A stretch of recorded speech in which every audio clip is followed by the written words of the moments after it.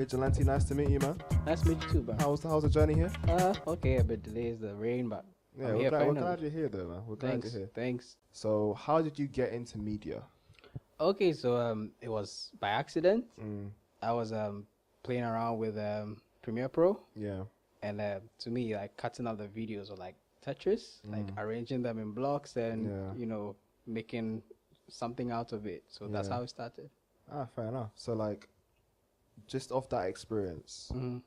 what other skills have you gained? Because, like, I've checked your Instagram pages, and like, you've done like motion graphics and stuff like that. Yeah. So, like, what are your range of services, and then what's your main focus?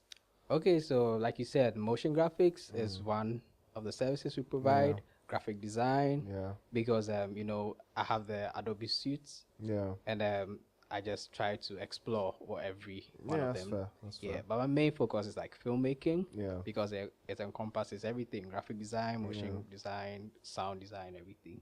I assume you've got a passion for filmmaking, like Yeah. So what kind of created that passion? All right, so as a kid, like watching movies, or even animations, you find yourself like wishing you were the actors or you were the director, yeah. And now comes the time where I'm like, oh, I can do this too, you know. And you look up to some directors, you're like, they inspire you and they tell you can do it, and the door is open. No, I hear that. So who are your favorite directors? Like, if you can give me like a top five Top director. five, man, that's hard. But that's hard, man. But I would say Tyler Perry is number one. Okay.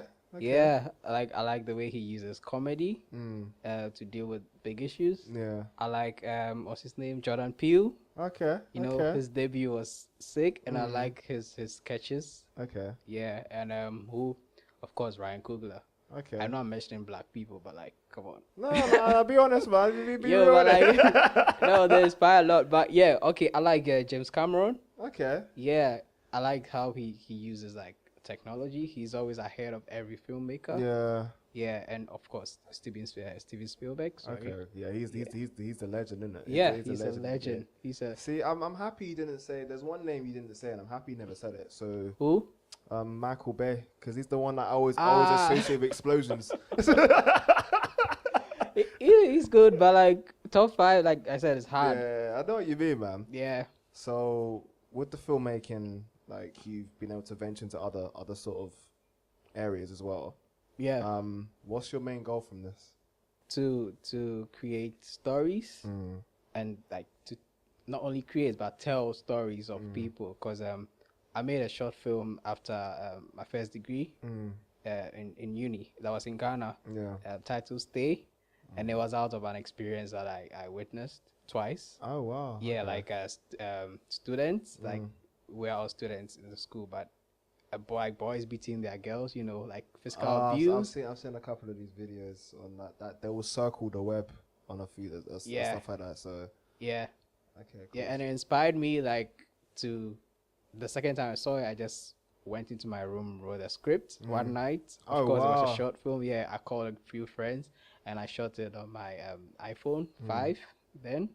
Yeah, I've seen this short film. There's it's quality for iPhone. But yeah, it's not as much. The impact for me was not from the film itself, but from the response, from the message and the response. Yes, because I had friends who were close to me text me and tell me that thank you, but they are going through this, or some of them just went through this, And I was like, no, like, wow, this to me, if I'm to rate my best project, is one of them, but quality wise, nah.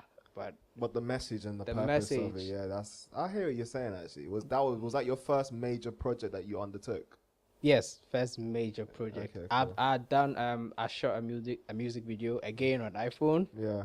But that was also out of an accident. The guys who were supposed to shoot it professionally didn't come that day. Oh, they didn't show up, so I had to use my phone to shoot the video. And man, I'm not gonna lie, these stories make me think like you could do it, Yeah, So I just made up a story there and then, and I shot it. Yeah.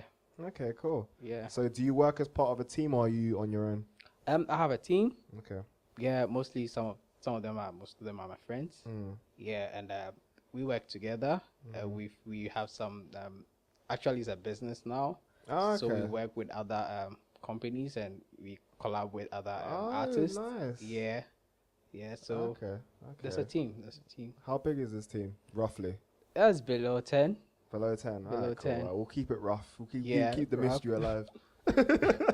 Below 10. Yeah. That's fair enough. Obviously, you talk about using Adobe Premiere Pro, and you Yeah. talk about using the iPhone to start with. Yeah. How did you work around? Because iPhone 5 is like, that's before the cameras really got to Yeah. a certain level. Yeah. How did you work around the limitations of that camera? All right. So it's very poor in low light. Yeah, as a camera. So we mostly try shooting like daytime. Yeah. And if we have to shoot indoors, we have to get lights and all that. So like with a DSLR, you have to you don't have to get too much light as you need for an iPhone, because you can adjust the settings. Yeah. Though even the iPhone has applications that you can use to get a very good picture, but at the end of the day, the pixel rate and everything differ. Yeah. So it's more challenging, but it's worth it. Yeah. Did you have to do a lot of color correcting and stuff in edit Yeah. with the iPhone? Like, was it a lot more than you're doing now? Honestly, I don't think the only difference I would say is trying to avoid noise, Okay. because you catch a lot of noise with Yeah. the iPhone, Yeah. you know. But at the end, people didn't believe that that short film was shot on iPhone. Then you done your job, innit? Yeah. You done your Yeah, I spent more like, we spent more than 3 months working on it, and Oh, wow. yeah, the whole file even crashed at a point, you know. Yeah. You know, like, it's a long story. That's another story. Yeah. Yeah, so it was hard work. Hard work. We had people traveling in from different cities to come and just try and back up. Are you serious? Yeah. Oh, that's mad. Yeah. That's mad. Yeah. So, like, with a DSLR, you got the Canon T6. Yeah.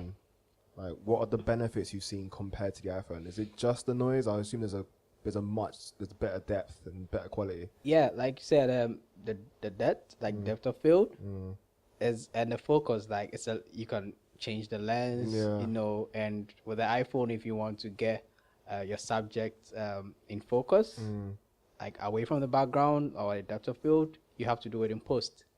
Oh, wow. You can do it on the phone, but it's not as sharp as you get on a DSLR. So you have a lot of options with the DSLR. Does it make editing easier with a DSLR? Not in terms of, because you're still going to try and make it better in post, but in terms of your basic foundations, is it easier? Fairly, I think. But for me, I think it's the person behind the camera.